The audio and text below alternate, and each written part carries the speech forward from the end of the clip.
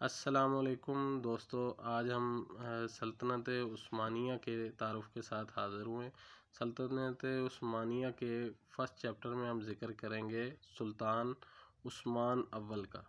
سلطان عثمان اول نے ساری زندگی اپنے نام کے ساتھ سلطان کا ٹائٹل تو نہیں لگایا، لیکن ہم ذکر کر رہے ہیں سلطان عثمان۔ اپنے آپ کو ساری عمر انہوں نے غازی کہلوایا، لیکن خطبوں میں اپنا نام سلطان سلجوق سلطان کے حکم سے شامل کیا۔ عثمانی خاندان جو ہے یہ اوغوز قبیلے کائی سے تعلق رکھتا تھا۔ کائی قبیلے کا سردار جو عثمان کے دادا تھے وہ تشریف لا رہے تھے منگولوں کے خطرے سے بچنے کے لیے بازنطینی سرحدوں کی طرف۔ جب یہ بازنطینی تینی سرحدوں کے قریب پہنچے تو انہوں نے دیکھا دو لشکر آپس میں ٹکرائے ہوئے ہیں۔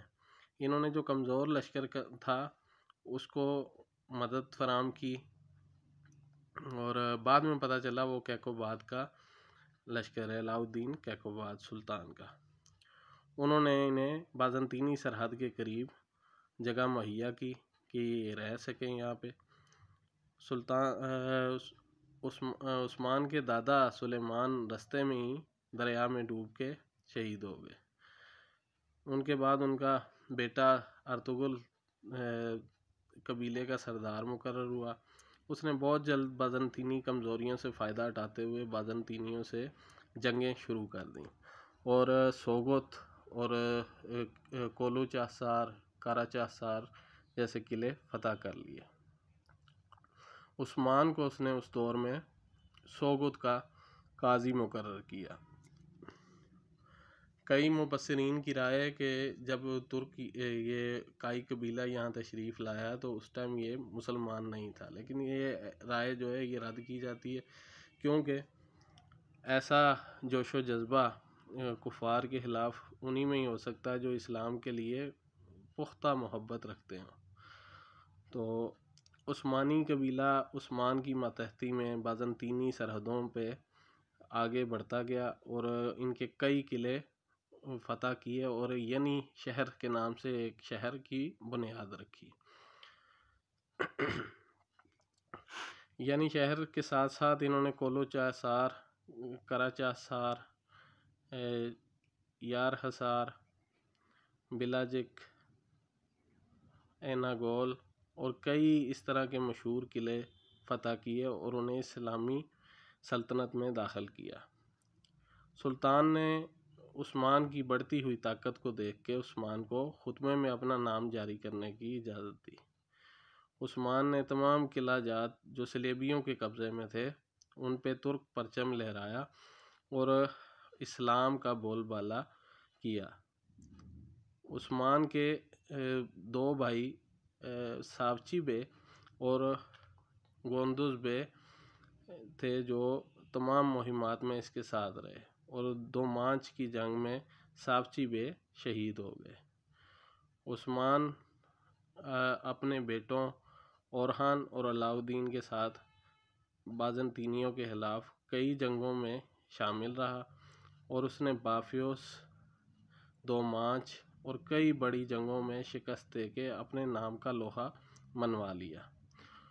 عثمان کے ساتھ ساتھ اس دور میں قبیلہ گرمیان جسے کہا جاتا ہے اور کراسی قبیلہ جس کی سرحد جو ہے وہ بحیرہ اسود تک پھیلی ہوئی تھی، وہ بھی خود مختار ہو چکے تھے، لیکن عثمان نے کسی کو بھی اس معاملے میں خاطر میں نہ لایا اور اپنا اقتدار بڑھاتے ہوئے ترکمانستان اور آذربائیجان تک کی سرحدوں تک پھیلا دیا۔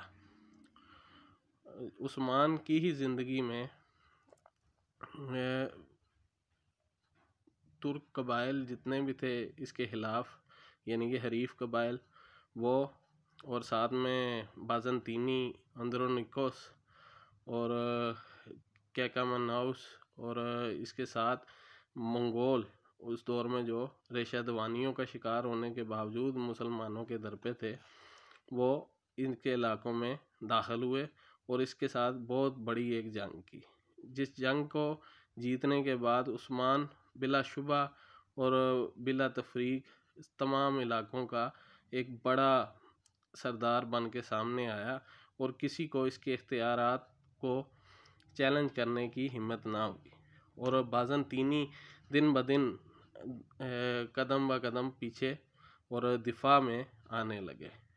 اسی کے ساتھ ہی اندرینکوس نے اپنی بیٹی بھی اورحان کے نکاح میں دی، اور عثمان نے اپنے علاقوں میں اسلام کا پرچم بڑے مضبوط طریقے سے لہرایا اور ایک مضبوط سلطنت کی بنیاد رکھی، جو تقریباً 9 سلطان سلاطین تک ایک مضبوط سلطنت بن کے 3 براعظموں میں ابھر کے سامنے آئی۔ اس کا پہلا سلطان ہم سلطان عثمان کو ہی کہیں گے، عثمان کے بعد اس کا بیٹا اورحان کے بعد اس کا بیٹا مراد کے بعد محمد کے بعد اسی طرح مسلسل چلتے ہوئے جو پہلے 9 سلطان تھے، سلطان سلیمان القانونی تک، وہ مضبوط ترین سلطان رہے ترک سلطنت کے۔ لیکن ان کے بعد ترک سلطنت ریشہ دوانیوں کا شکار ہوئی، اور حرم اور خواتین کی سازشوں کی وجہ سے ینیچر جو ایک فوج تیار کی گئی تھی عثمانیوں نے اپنی اقتدار کو مضبوط رکھنے کے لیے، وہی اس سلطان کو 1 سال بعد نیا سلطان مقرر کرنے لگے، اور اس طرح سلطنت عثمانیہ زوال کا شکار ہوئی، اور اس کے نتیجے میں 1918 میں سلطنت عثمانیہ ختم ہوئی۔ عثمان کا تعارف کرائیں تو گھوڑوں کا دل دادا تھا، اور ہر ٹائم گھڑ سواری اور جنگجوئی کے انتظار میں رہتا تھا۔ ترک ویسے بھی گھوڑوں کو اپنے پر کہا کرتے تھے۔ اسی طرح اگر بات کریں تو ترک اپنے آپ کو بھیڑیوں سے تشبیہ دیتے تھے، اور اپنے آپ کو بھیڑیے ہی کہتے تھے، کیونکہ بھیڑیے ان کی نظر میں غیرت مند ہوتا ہے۔ اور جہاں تک عثمان کا تعلق ہے تو عثمان جنگی لحاظ سے بہت ہی اسٹرانگ تھا، اور اس کے دشمن کوک بورو یعنی کہ کالے بھیڑیے کے نام سے جانتے تھے، اور یہ وہ بھیڑیا ہے جو تمام بھیڑیوں کو اکٹھا رکھتا ہے اور ایک جھنڈ میں اکٹھا کرتا ہے۔ آج ناظرین ہم نے امیر عثمان غازی کے بارے میں پڑھا۔ ہم انشاءاللہ کل سیکنڈ سلطان اورحان کے ذکر کے ساتھ حاضر ہوں گے، اور ڈیٹیل کے ساتھ سلطان اورحان کے بارے میں ذکر کریں گے۔ جزاک اللہ، اللہ حافظ۔ کائنڈلی اس ویڈیو کو لائک کر دیجیے گا، اور چینل کو سبسکرائب کر دیجیے گا تاکہ آپ کو اور اچھی معلومات حاصل ہو سکیں۔ شکریہ، اللہ حافظ۔